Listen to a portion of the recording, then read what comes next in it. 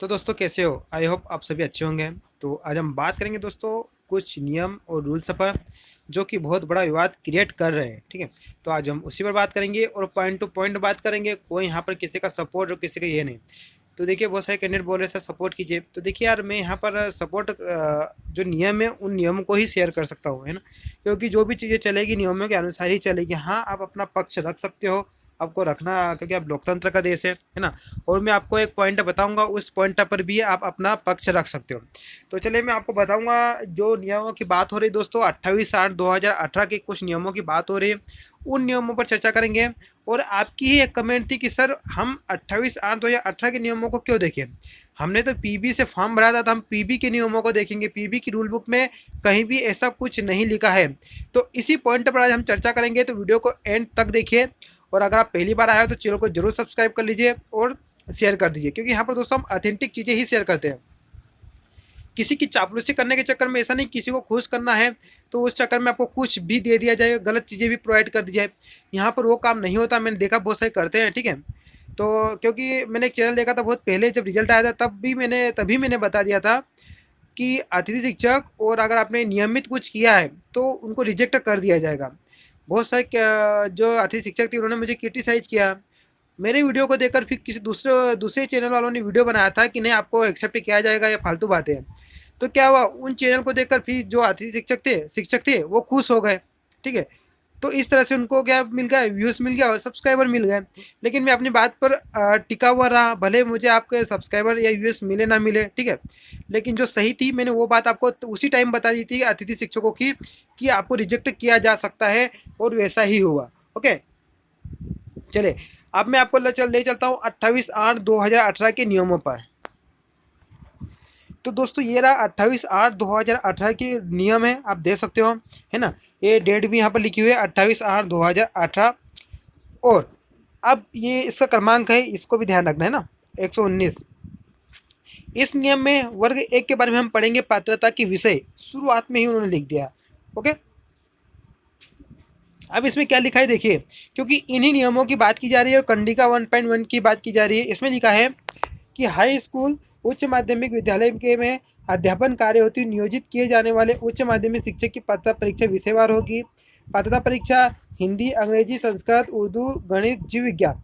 देखो उन्होंने जीव विज्ञान में वनस्पति विज्ञान और प्राणी विज्ञान किया है। ठीक है, भौतिक शास्त्र, रसायन शास्त्र, इतिहास, राजनीति शास्त्र, अर्थशास्त्र, भूगोल, समाजशास्त्र, कृषि, वाणिज्य एवं गृह विज्ञान में आयोजित होगी।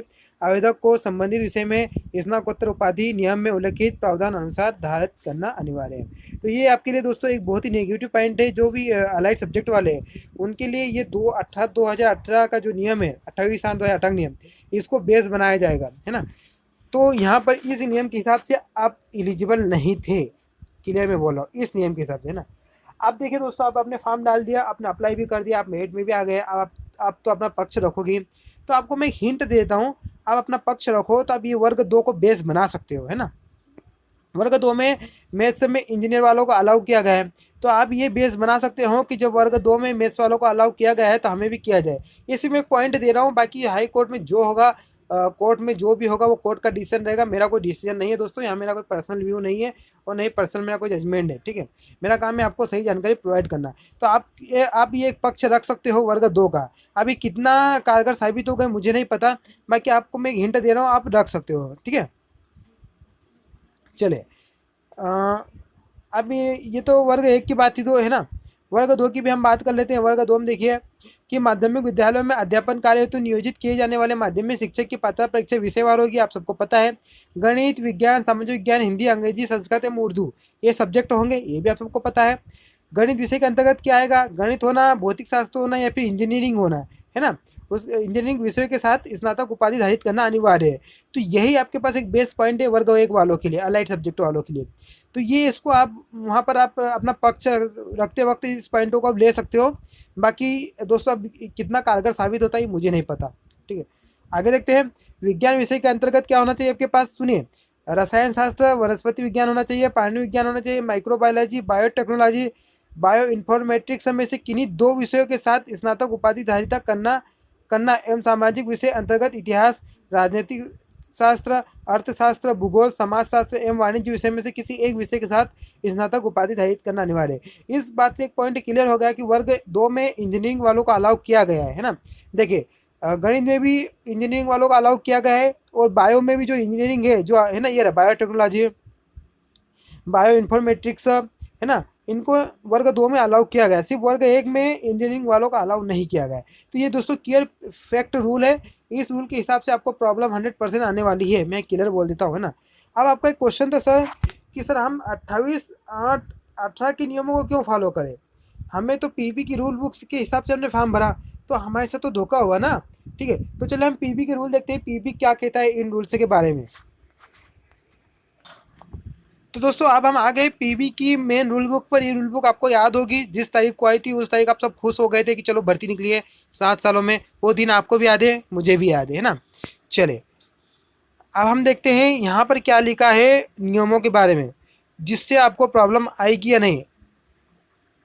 चले, क्योंकि कैंडिडेट ने मुझे कमेंट किया था कि सर अब हम अलग अलग नोटिफिकेशन को कहाँ से पढ़ेंगे, हमने तो जो नियम पढ़ा वो तो पीबी का नियम पढ़ा, तो पीबी के नियम क्या कहते हैं उन सब्जेक्टों के अनुसार, तो मैं आपको वो भी बता देता हूँ दोस्तों। यहाँ पर क्लियर लिखा हुआ है, ये देखिए। चलिए ये देखिए, यहाँ पर इन्होंने लिखा है कि मेरिट सूची तैयार करने तथा नियोजन की प्रक्रिया मध्य प्रदेश शासन स्कूल शिक्षा विभाग के आदेश क्रमांक 119, मैंने आपको बताया ना आदेश क्रमांक ध्यान रखना 119, तो क्या और तारीख देखिए 28/8/2018 एवं नियुक्ति के समय इस संबंध में प्रचलित निर्देशों के अनुसार ही होगी। मतलब कि बताया गया है कि इस नियम के अनुसार होगी, जो इस तारीख को जो 119 वाला राजपत्र नोटिफिकेशन जारी हुआ था इसके अनुसार होगी। और फिर जो भी प्रचलित नियम है उस अनुसार, प्रचलित नियम मतलब कि बाद में कुछ रिजर्वेशन चेंज कम ज़्यादा हो जाता है उसके लिए, है ना, तो उस अनुसार होगी। तो ये आप देख लीजिए वही राजपत्र है, ये आप देख लीजिए ये वही नोटिफिकेशन है 119। तो दोस्तों यहाँ पर आप अगर ये बात भी रखते हो कि पीबी की रूल बुक में ऐसा कोई जिक्र नहीं है, पीबी की रूल बुक में क्लियर जिक्र है कि आपकी जो मेरिट सूची तैयार होगी, आपका जो नियोजन होगा वो शिक्षा विभाग के 01/119 का जो नोटिफिकेशन है नंबर 28/8/2018 को जारी हुआ था नियुक्ति के समय, इसमें जो प्रचलित नियम है उन्हीं नियमों को देखा जाएगा, है ना। तो ये थी दोस्तों पूरा मैंने आपको बता दिया क्या प्रॉब्लम आपको आने वाली है, और इसीलिए शिक्षा मंत्री ने इसीलिए बयान दिया क्योंकि उन्होंने इन चीज़ों को देखा होगा, अधिकारियों ने उनको ये नियम बताया होंगे कि देखिए हमने क्लियर लिख दिया पहले ही। गौतम सिंह ने भी यही बात बोली थी कि देखिए हमने क्लियर लिखा हुआ है, तो यह आपको बहुत बड़ी प्रॉब्लम आने वाली है। बाकी देखिए दोस्तों आप अपना पक्ष रख रहे हो, उसमें मैं अपना कोई इंटरव्यू नहीं, अपना कोई ये पॉइंट ऑफ व्यू नहीं देना चाहता हूँ। बाकी जो आगे होगा डिसीजन मान्य होगा, ठीक है। तो धन्यवाद दोस्तों, अगर आप चैनल पर पहली बार आए हो तो चैनल को जरूर सब्सक्राइब करें, शेयर करें, लाइक करें। Thank you.